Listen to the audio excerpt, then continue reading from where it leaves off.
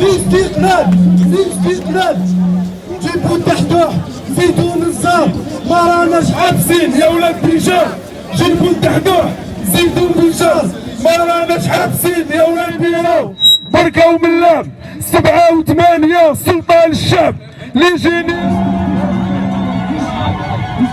والجيش ديالنا يبقى في بلادنا والجيش ديالنا يبقى في بلادنا والجيش ديالنا الله اكبر امير تيزاد الله اكبر امير تيزاد الله اكبر امير تيزاد الله اكبر امير تيزاد الله اكبر امير تيزاد امير تيزاد ابلا اشونو امير تيزاد ابلا اشونو امير تيزاد ابلا اشونو امير تيزاد امير تيزاد امير تيزاد امير تيزاد امير تيزاد فاهم الاعلامي فاهم الاعلامي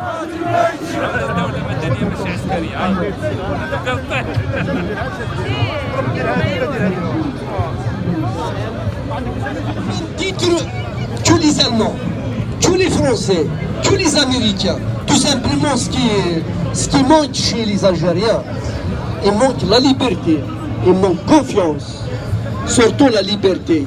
Parce qu'un Algérien n'est pas libre. Parce que pourquoi quelqu'un n'est pas libre? On lui fait pas confiance. On lui fait pas confiance. À chaque fois, il sort, il a des choses à dire, il a des choses à faire. Justement pour la production.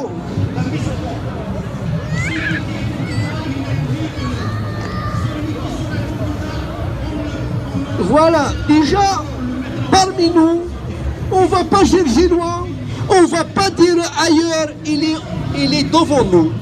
Il est devant nous.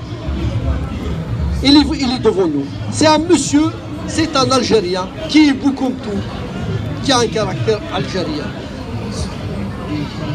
Des ouvertures, là, j'arrive pas à découvrir. Aucune réponse, ce qui est exceptionnel, ce qui veut dire que c'est pas quelque chose de normal. Je voudrais vous dire 2 mots. Déjà, nous sommes très contents, nous sommes heureux pour la libération de nos frères et sœurs, les détenus d'opinion. On n'a pas remercié l'État pour ça, parce qu'ils ont été arrêtés injustement. Ils ont été arrêtés pour leurs idées, ils ont été arrêtés parce qu'ils aiment l'Algérie. Inch'Allah, j'espère vraiment que les autres vont suivre, j'espère vraiment que les autres vont sortir. Ah, non. Et il ne faut pas les lâcher, il ne faut pas les lâcher. Il faut toujours les soutenir par des messages. N'hésitez pas à leur envoyer des lettres. N'hésitez pas à leur envoyer des messages de soutien.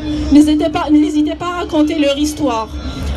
Récemment, Walid Nekish a raconté son histoire. Il a donné beaucoup de courage à d'autres qui ont raconté la leur à leur tour. Ils ont souffert en prison. Ils ont eu une torture psychologique et physique en prison. Ils doivent être dédommagés pour ça. Ils doivent être soutenus pour ça. Il ne faut pas les lâcher, il faut déposer plainte. Il faut intervenir sur l'opinion internationale. Il faut intervenir aussi en Algérie pour eux. C'est très très important. Si on se bat pour l'Algérie, l'Algérie c'est quoi en fait? C'est le peuple algérien. Alors comment on peut se battre pour l'Algérie si on ne se bat pas pour ceux qui ont été arrêtés pour cette liberté? Ils sont prioritaires. Ils doivent toujours passer en priorité. Je vais vous demander un petit signe symbolique pour eux. On va tous faire le signe de la victoire. Et rester comme ça pendant 30 secondes. Juste, c'est un petit signe symbolique pour les soutenir.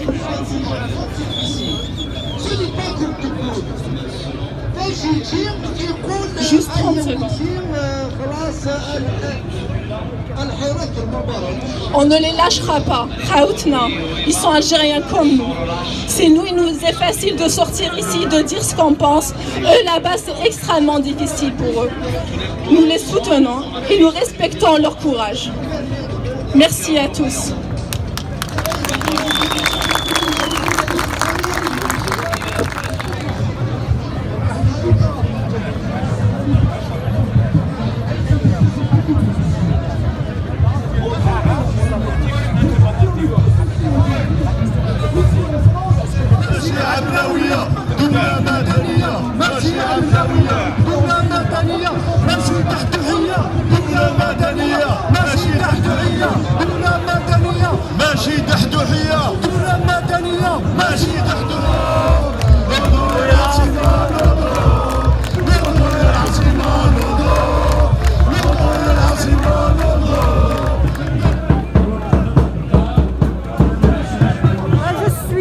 depuis le début du soulèvement en Algérie pour dire non au 5e mandat de Bouteflika.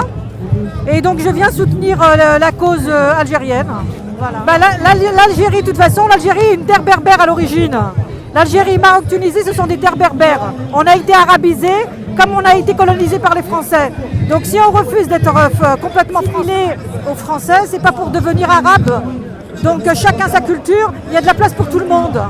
Et c'est pas normal que dans un pays, une terre berbère, on ne puisse pas s'exprimer dans sa langue et d'être réprimé. Parce qu'il paraît que les deux langues sont reconnues, sauf qu'ils ne mettent pas les moyens pour pouvoir enseigner la langue. Donc c'est comme si c'était rien du tout. L'idéal, c'est que moi je revendique la démocratie, une Algérie laïque, démocratique, et où toutes les cultures puissent s'exprimer, où toutes les langues puissent s'exprimer, que les hommes et les femmes aient les mêmes droits. Parce que si on réprime, on veut la démocratie sans les femmes et sans les berbères, ce n'est pas de la démocratie. La religion est une affaire individuelle, la religion ne doit pas rentrer, s'immiscer dans les affaires politiques. La politique, c'est une chose, la religion, c'en est une autre, et chacun est libre normalement, devrait être libre de croire ou de ne pas croire. La religion, la foi, c'est un cheminement. Si on n'a pas ce cheminement, ça ne sert à rien qu'on nous impose une langue, une religion. Il n'y a que comme ça qu'on s'en sortira. Si ce n'est pas un État laïque, ça va devenir un État islamique et on va se retrouver comme l'Iran et comme d'autres pays où les femmes n'ont le droit de rien. Donc si on veut la démocratie, ça passe par les berbères et par les femmes. Et la laïcité, surtout obligation, même dans la religion, de ce que j'en ai compris, c'est que dans la religion musulmane, le voile n'est pas obligatoire. C'est conseillé mais pas obligatoire. Donc ceux qui l'utilisent, ils l'utilisent à des fins politiques et à des fins pour opprimer les femmes. Mais ce n'est pas une obligation. Et tous les gens qui sont progressistes le disent, le voile n'a jamais été imposé par qui que ce soit, sauf par les extrémistes. Et ben ça se passe très mal, puisque je crois que quasiment tous les jours, il y a des femmes qui sont assassinées, comme partout dans le monde. Les femmes, c'est la dernière roue du chariot, et régulièrement, il y a des assassinats pour X raisons. Voilà. Et quand on est berbère, et ben on peut aller aussi en prison. Prendre le drapeau berbère, c'est la prison. C'est considéré comme une atteinte à l'unité nationale. Donc être berbère, être femme, c'est risquer sa peau. Ah bah oui, elles ont le droit. Sauf que si elles tombent sur des extrémistes, elles peuvent avoir des soucis. Au quotidien comme ça, non. Mais si elles tombent sur des gens qui sont extrémistes, qui refusent que la femme sorte seule et non voilée, elle peut très bien être menacée, elle peut être harcelée. Et il y a tout l'entourage après qui s'y met. Et donc c'est une pression sociale et familiale. Algérien résident en France. Et en tant qu'Algérien, donc je me sens concerné par tout ce qui se passe en Algérie. Je suis impliqué parce que déjà j'étais présent le 22 février 2019 à Alger. Et c'est une continuité, c'est-à-dire, et là, aujourd'hui, on marque demain c'est le 22, on marque le deuxième année. C'est important, il y a des bouleversements en Algérie qui se passent. Il y a beaucoup d'Algériens en Algérie qui n'ont pas les moyens de s'exprimer comme on le fait ici, chez nous. Donc nous, c'est une manière c'est une sorte d'implication d'une manière directe ou indirecte, c'est-à-dire déjà montrer au pouvoir français qui est un petit peu, on ne dira pas complice, le pouvoir actuel l'arrange depuis très très longtemps. C'est-à-dire on fait avec, voilà, ça les arrange et nous on est là pour marquer une date. Et voilà. Sur quel plan? Économique, politique, les changements, il n'y a pas eu de grand changement, à part que le départ de Bouteflika, c'est-à-dire le pouvoir ne veut rien céder pour l'instant. C'est-à-dire il y a une façade, ils nous ont ramené une façade qui n'est pas représentative. C'est un président qui n'est pas élu, c'est-à-dire il est désigné en fait. Il y a l'armée derrière, il y a beaucoup. C'est très complexe, c'est lent à expliquer tout ça.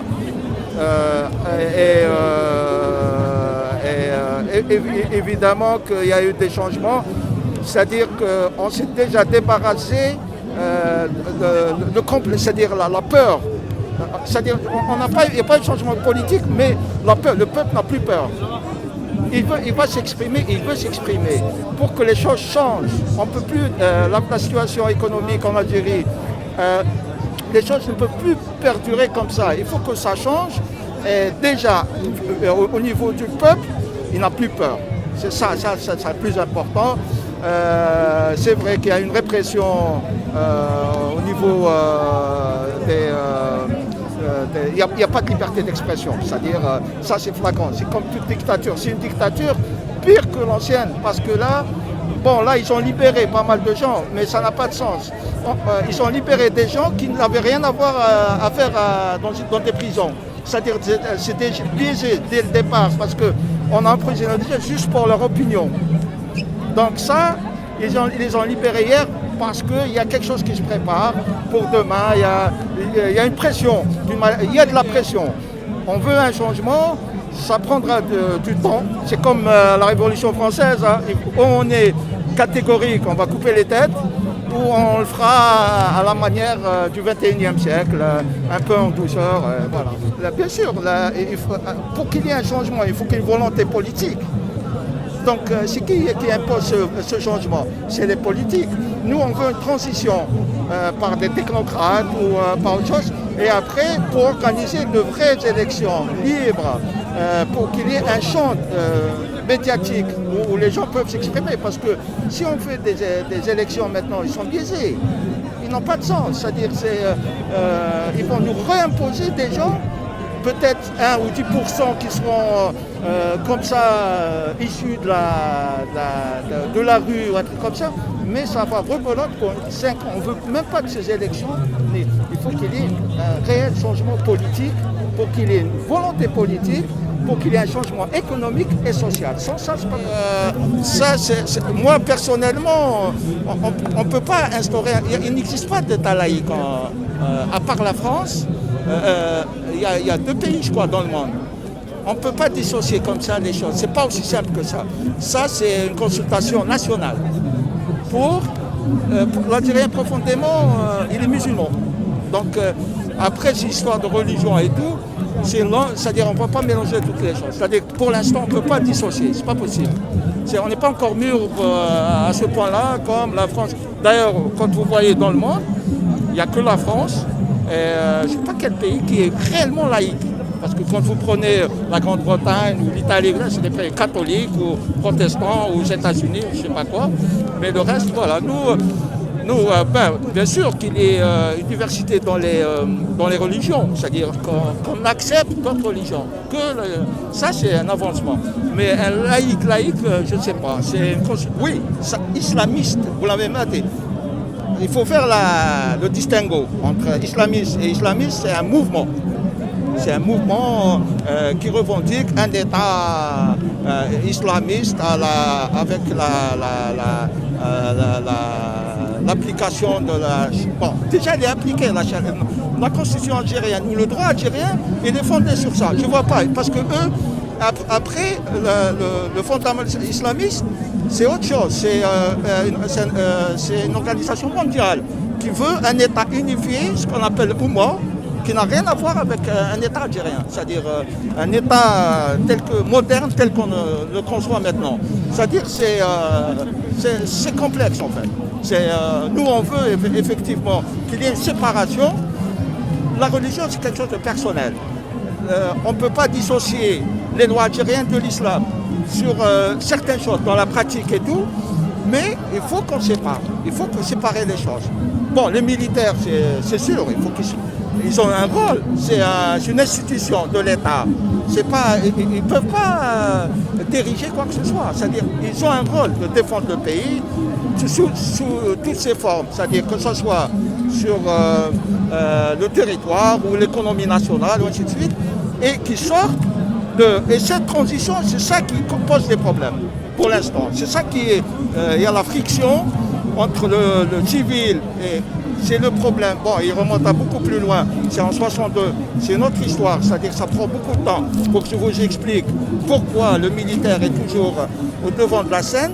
Ça prendra du temps. Mais il faut qu'il y ait une séparation.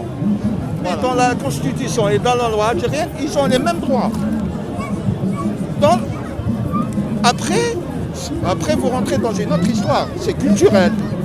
Est-ce que vous me parlez de la loi ou la loi, elle lui donne le même droit, que ce soit dans le travail, le salaire, machin, tout de suite. Maintenant, si vous rentrez dans la réalité, le sociétal, c'est-à-dire la société, l'organisation de la société, effectivement, ce n'est pas la société française, elle est différente. Donc, elle a sa place d'une autre manière. Après, on ne peut pas changer les mœurs comme ça du jour au lendemain. Et ça passe par une modernité, par beaucoup de choses. Mais je peux vous dire qu'elle a sa place entièrement. Entièrement. Après, bon, il y a des dérives comme partout. Il y a des Mormons, il y a des sectes comme ça qui, voilà. Mais en général, sur le plan constitutionnel et droit, elle a tout à fait les mêmes droits. Voilà. Évidemment, parce que d'abord, il y a une communauté qui se résume à peu près à 2 millions d'Algériens. Bien sûr, on ne peut pas soustraire 2 millions, ça fait à peu près 5% de la population algérienne. Qui est à l'étranger, c'est ça? À l'étranger, oui. Est-ce que vous pouvez soustraire on a une parole, c'est bien sûr, on peut faire... parce que ici, déjà, vis-à-vis des gouvernants français qui doivent se bouger, ils doivent bouger, c'est-à-dire dans le sens où il faut qu'ils aident le pôle, il faut qu'ils cessent l'ancienne pratique. Ils aident le pôle démocratique et les gens qui veulent prendre le relais, la nouvelle génération, à s'émanciper, il faut qu'ils nous aident. Et nous, on le crie. Et c'est à eux de faire le job maintenant. Voilà, et on est obligé. Bien sûr, ça balance, il y a une balance. Nous, on est là, on a plus de liberté de parole, d'agir et tout. On montre qu'on est avec vous et j'espère qu'on sera là-bas pour un Algérien. Voilà, je suis algérien, bien sûr. Voilà. Ben écoutez, je dois partir là, je m'excuse, mais merci pour l'attention que vous m'avez accordée.